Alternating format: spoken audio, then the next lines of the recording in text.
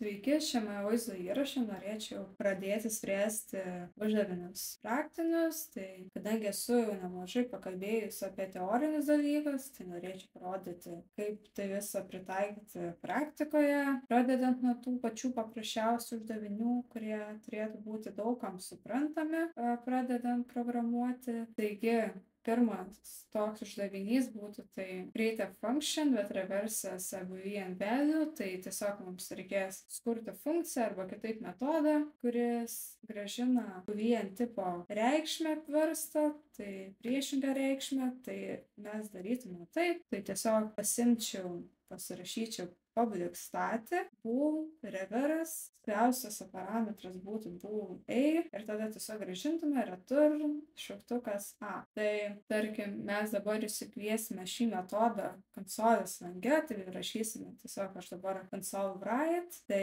pradinė reikšmė būtų kablelis the same, tada console write apversta reikšmė būtų ir įsikviečiam tą metodą reverse, klausimas argumentų eis the same kintamoji reikšmė, kurią aš esu jau kažkur apsirašius prieš tai gavus su kitu metodu.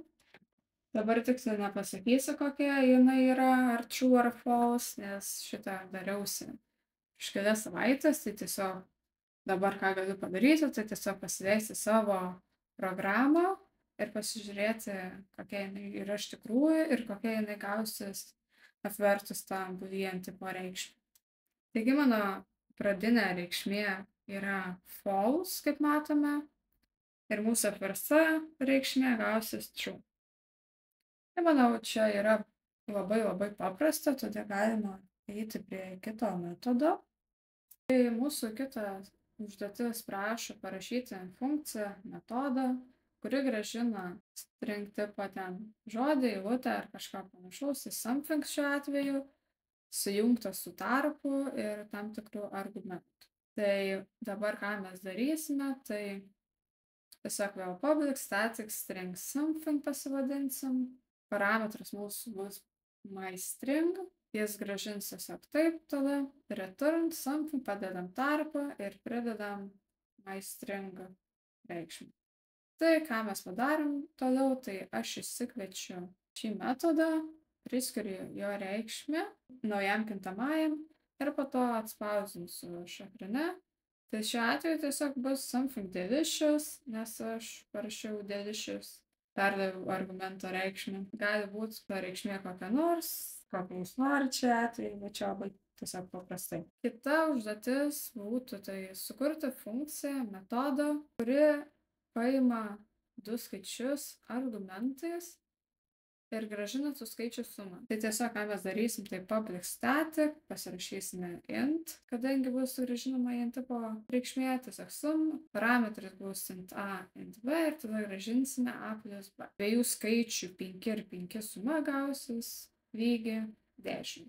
Sekantis pavyzdys būtų su tokia užduotim, tai parašyti metodą, kuris paima sveiką skaičių, minučių ir paverčia jį į sekundę. Tai tiesiog čia public static int convert minutes to seconds, parametrais int minutes, return bus minutes kart 60, kada kart 60, nes minutė turi 60 sekundžių. Tai toliau įsikviesime mes mainą šį metodą, turėsime 6 minutes ir žiūrėsim, kiek bus sekundžių. Tai čia bus 6 minutės, turi 360 sekundžių. Kitas pavyzdys, tai sukurti metodą, kuris paima skaičių kaip argumentą, padidina jį vienetu ir grąžina rezultatą. Tai rašysime mes vėl public static int increment number, parametrų bus int number, metodo viduje pasirašysim number plus plus ir grąžinsime number. Įsikviečiam metodą mainą, tada rašom taip, tai number to increment lygu 9 ir tada 9 padidinus 1 tai yra 10.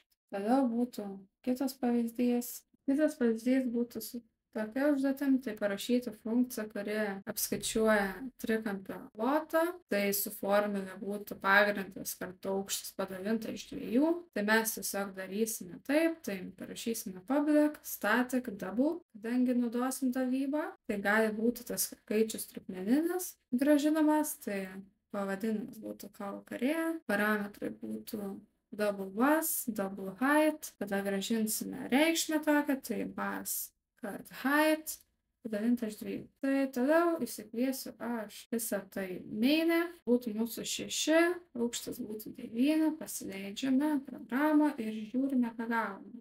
Tai trikampio plotas, kai aukštis 9 pagrindas 6 gaunasi 27. Todėl galime eiti jau prie kito uždavinio. Jis skamba taip, tai sukurti metodą, kuris paima amžių metais ir grąžina amžių dienomis. Tai metai turės 365 dienas, reikia ignoruoti keliamuosius metus ir laiką tarp gimtadienių. Rašome public static int convert age, parametrų būtų age in years, tada tikriname, ar age in years yra mažiau už -1, nes čia prašė atkreipti dėmesį neigiamas reikšmės, o kadangi amžius negali būti mažiau už 0, todėl reikia daryti tikrinimą. Tai tada grąžiname tokiu atveju, jeigu yra daugiau, tai age in years kart 365, o jeigu gauname neigiamą skaičių kaip per argumentą, tai tada grąžiname -1 ir žinosime, kad tai yra klaida. Taigi įsikviečiam jau tą metodą su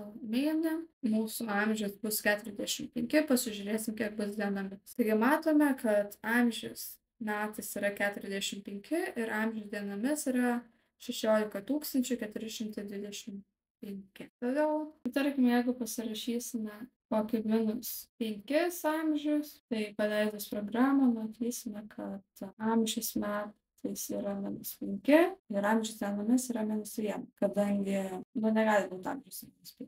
Dabar galime pasižiūrėti dar vieną pavyzdį. Šis metodas pasiema skaičių masyvą, kuris turi ir grąžina pirmąjį masyvo elementą. Tai tiesiog public static int get first, parametrai būtų int tipo masyvas, array, ir tiesiog rašysime return array, aukštiniuose skliaustuose tas kvadratinis 0, gausime, mes jo pirmasis masyvo elementas yra 2, nes aš ten taip apsirašęs buvau, galiu parodyti dabar, tai va, tikrai 2. Taip pat, ką galiu padaryti, tai vietoj tokio parašymo panaudoti array.first metodą, bet tai čia jau kaip yra jau sukurtas metodas, tai nežinau, jeigu norite iš naujo kurti, darykit taip, jeigu tingi, tada darykit anaip. Toliau, užduotis būtų, tai yra vienas operatorius iš R kalboje, kuris leidžia grąžinti dalybos liekaną, tai turėtų būti 2 parametrai. Pirmas parametras turi būti padalintas iš antrojo parametro ir turėti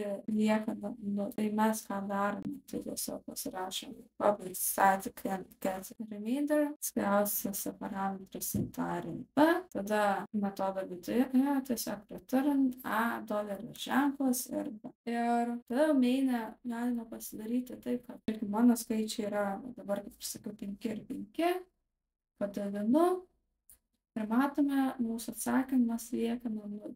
Dabar, tarkim, galiu pakeisti pirmąjį argumentą į kokį 21, tai dabar būtų mūsų liekana tokia. Todėl kitas uždavinys, tai sukurti metodą, kuris turi tik vieną parametrą, grąžina true, jeigu perduotas argumentas yra mažiau arba lygu už 0, tai mes public static borders yra tas parametras in number, tada metodo viduje rašome taip, return num, mažiau arba lygu už 0, tada įsikviečiame į main'e, tai galime mes pasileisti, mūsų skaičius yra 0 arba 9. Ar 9 yra mažiau arba lygu už 0, tai ne, tai nėra 9, tai nėra mažiau lygu už 0. Tada galiu rašyti 0, tada bus true, rašyti 10 būtų true.